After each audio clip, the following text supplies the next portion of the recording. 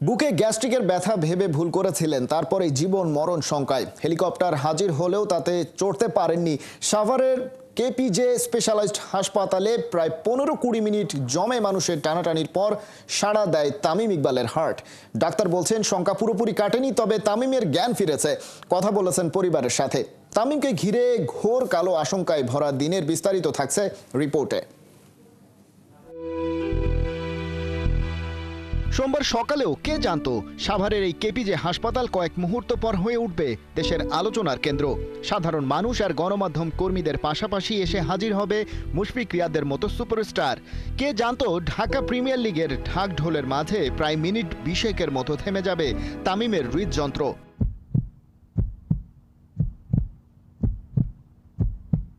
ঢোকার পর আমরা যখন অ্যাম্বুলেন্সের কাছে গেলাম, তামিমের কাছে গেলাম, তামিম ইকবাল একেবারেই অচেতন, কোনো প্রকার রেসপন্স নাই, কোনো কিছু নাই।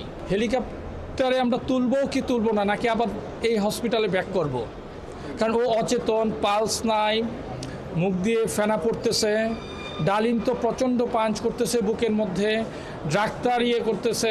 বিকেএসপিতে যে অ্যাটেম্পটগুলো নেওয়া হয়েছে খুবই সময় উপযোগী, এবং যেভাবে ওনাকে নিয়ে আসা হয়েছে এবং ওনাদের ডাক্তাররা এখানে উপস্থিত আছেন, আমি আন্তরিকভাবে ধন্যবাদ জানাই যে ওনারা সঠিক সময় সঠিক ডিসিশনটা নিয়েছেন। ঢাকায় নিয়ে যাওয়াটা ব্যাপার না, কিন্তু ওই সময়টা যদি আমরা অ্যাটেম্প করতে না পারতাম কি হতো আসলে বলা বড় মুশকিল। কোটি মানুষের হৃদয়ের স্পন্দন হয়ে উঠেছেন যে সেই তামিম ইকবাল খান এখনো হাসপাতালের বিছানায় সুস্থ হয়ে উঠছেন একটু একটু করে।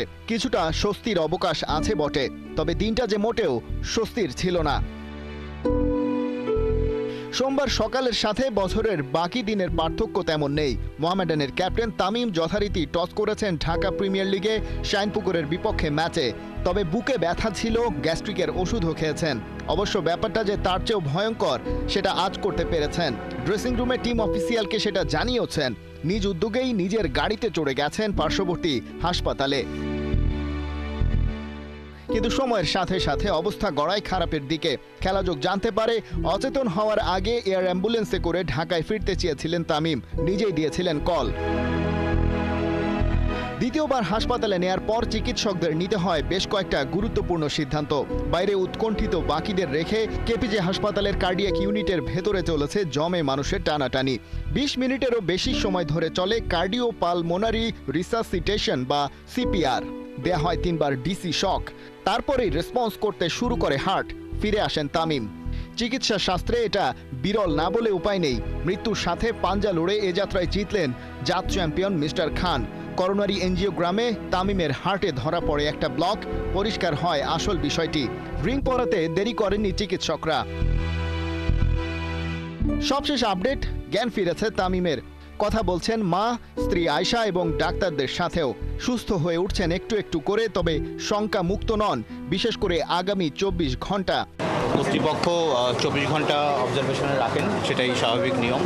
কিন্তু যে ভাইটাল সাইন্স অথবা অন্যান্য যে প্যারামিটারসগুলি আছে সেগুলি যথেষ্ট মতো লক্ষ্য করছি। কনসিয়াসনেস রিগেইন করেছে। তো আমরা খুবই আশাবাদী যে আগামী একদিনের মধ্যে আমরা উল্লেখযোগ্য পরিমাণ সিগনিফিকেন্ট ইমপ্রুভমেন্ট দেখতে পারবো।